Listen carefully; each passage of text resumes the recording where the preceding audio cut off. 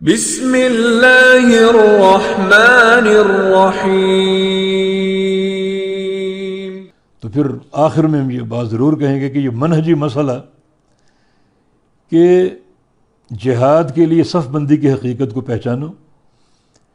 اور اگر جہاد کرنے والے تقسیم ہو جائیں،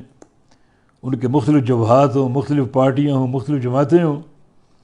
تو برکتیں ختم ہو جاتی ہیں۔ یہ معاملہ جہاد کا ہے، معاملہ شہادتوں کا ہے۔ خون بہانا اور خون کرنا بڑا اہم معاملہ ہے، تو اس کو ہم ذاتی پسند پر قربان نہ کر دیں، اور ذاتی مناصب یا عہدوں پر یا مال و دولت کے حصول پر اس کو ہم قائم نہ کر دیں، بلکہ جو اللہ تعالیٰ کی ہدایتیں ہیں اور اللہ کے رسول کے فرامین ہیں انہیں بروکار لائیں، تو صف واحد بنیں، وہ موجب برکت ہوگا اور باعث خیر ہوگا۔ نبی علیہ السلام کے دور میں صف واحد کے ساتھ جہاد ہوتا تھا، علاقوں کے علاقے فتح ہو گئے، اور کہاں اسلام پہنچ گیا۔ آج بھی سال ہا سال سے ہو رہا ہے، 1 انچ علاقہ ہم فتح نہیں کر سکے، اس لیے کہ وہ معیار نہیں، وہ منہج نہیں ہے جس کی تعلیم ہم کو دی گئی۔ تو اللہ تعالیٰ توفیق دے کہ ہم اس اہم شعبے کو، اس اہم فریضے کو اللہ اور اس کے رسول کے فرامین کے مطابق ادا کرنے کی کوشش کریں۔ چونکہ یہاں جہاد کا حکم تھا،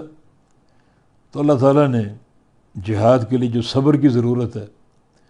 اور ثبات اور استقلال کی ضرورت ہے، تو اس کے پیش نظر 2 انبیاء کا ذکر کیا، 2 انبیاء کا قصہ بیان کیا۔ وہ انبیاء بھی صبر کے مراحل سے گزرے،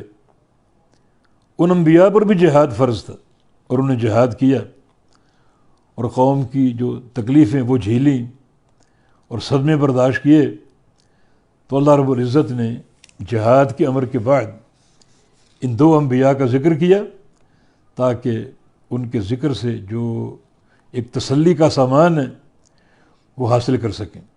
ان انبیاء کو بھی تکالیف کا سامنا کرنا پڑا اور بڑے صبر آزما مراحل سے گزرنا پڑا، تو ان مراحل سے آپ بھی گزریں اور انبیاء کرام کی سیرتوں سے سیکھیں، اور صبر و ثبات کا جو پروگرام وہ حاصل کریں، تاکہ اس فریضے کی انجام دہی صحیح طریقے سے ممکن ہو سکے۔